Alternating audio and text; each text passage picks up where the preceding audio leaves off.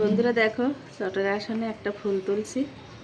এই যে এখান থেকে শুরু করেছি আমি, 1 2 3 4 5 6 7, এপাশে 7টা নিয়েছি। এদিকেও তিনটে খোপ বাদ দিয়ে আবার 7টা নিয়েছি।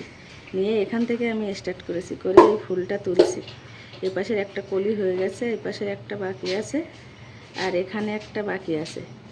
তো সম্পূর্ণ ফুলটা তুলে আমি তোমাদের দেখাচ্ছি ফুলটা কেমন হয়েছে, তোমরা জানাবে।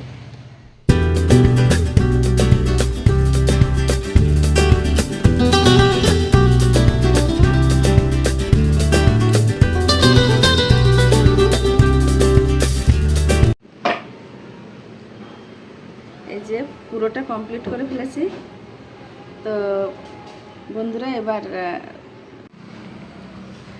দেখো বন্ধুরা, পুরোটা কমপ্লিট করে ফেলেছি। তো আমার এই ফুলের ডিজাইনটা কেমন হয়েছে কমেন্ট করে জানাবে। যদি ভালো লাগে তো একটা লাইক করবে।